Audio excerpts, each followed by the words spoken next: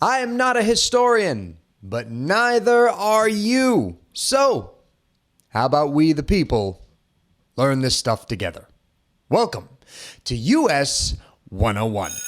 And I apologize for the microphone here, but the lapel mic I used to, it was borrowed, so I had to give it back. And the old lights. The lights are different too. But we're going to get through this. It's going to be okay.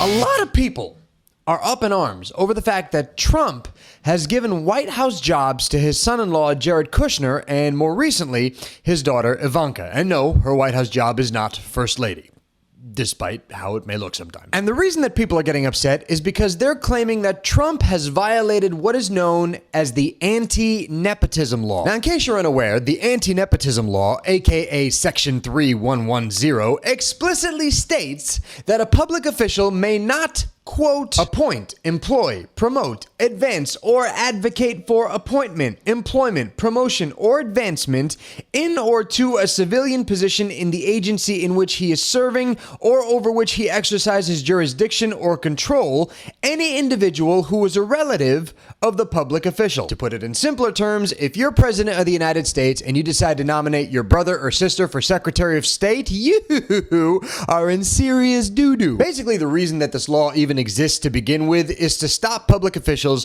from showing favoritism to family members by giving them these high-ranking jobs. And this law was actually passed back in 1967 following John F. Kennedy's nomination of his brother Bobby Kennedy for Attorney General in 1961. Now, while I personally believe that the White House staff should comprise of nothing but highly qualified people, Trump and Kennedy are not the first presidents to put family members in those roles of power. So how about for today's episode, guys, we take a look back at examples of White House nepotism from previous presidential administrations. Sounds fun, right? The very first example of presidential nepotism goes way back.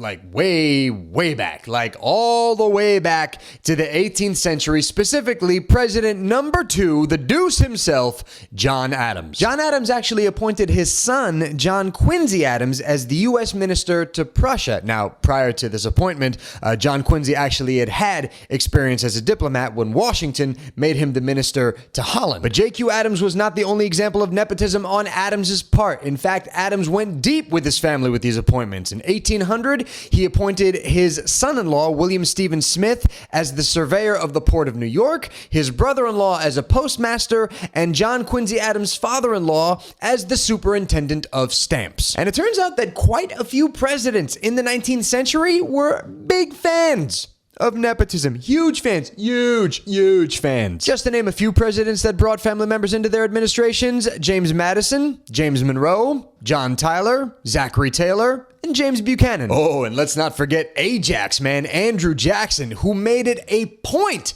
to hire friends and family members into his administration via something that was known as the spoils system. Basically, in the lead up to Jackson's election, he promised a lot of people positions in the government in exchange for their support when it came time to vote. And following his election, Jackson went ahead and fired a lot of federal employees and put his people in their place, and they were there to surround him and support his positions on anything and everything. And the term spoils system actually came about when New York Senator William Marcy said of Jackson's election, quote, "To the victor go the spoils." Moving on to some other presidents, U.S. Grant, Ulysses S. Grant, Civil War hero himself, he appointed his cousin Silas Hudson as a minister to Guatemala. He also made a brother-in-law of his, James F. Casey, a customs agent in New Orleans, and another brother-in-law, Frederick Dent, a White House butler. In total, it's said that about 40 members of Grant's family would benefit financially somehow via his presidency. Woodrow Wilson appointed William Gibbs McAdoo chairman of the War Finance Board after World War I broke out. McAdoo, by the way, was not always a member of Wilson's family. In fact, prior to marrying into his family, he was the Secretary of the Treasury and chairman of the Fed. But then once he married Wilson's daughter, he stepped down from those positions, and Wilson eventually brought him back into the fold. And finally, Franklin D. Roosevelt's son, James, would go on to serve as the official secretary to the president, aka secretary to his father. And then later on,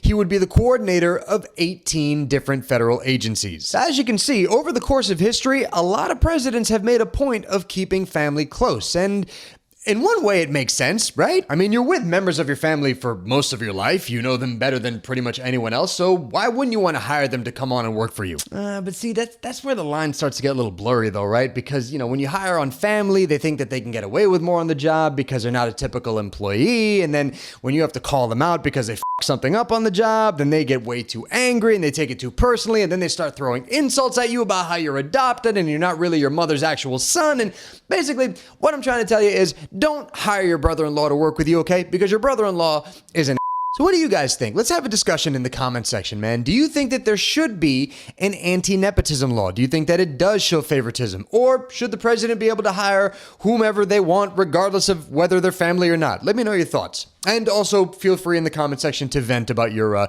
brother-in-law. It's okay. This is a safe space. And that is it for this episode, guys. Thank you so much for watching and for subscribing and leaving comments and liking the videos and sharing them, guys. I can't thank you enough for your support of the channel, of the videos, and it's because of your continued support I continue to try to make these videos as good as I can, equipment aside. Obviously. As always, you can follow US 101 on the Facebooks, on the Twitter, on the Instagrams, all those links down below in the description box. Guys, I will see you next Tuesday for another episode of Us 101. Until then, we are all done. Now, I'm wondering, if I walk away from this microphone, do you hear me less? Do you hear me less? I'm just wondering sound-wise what it's like.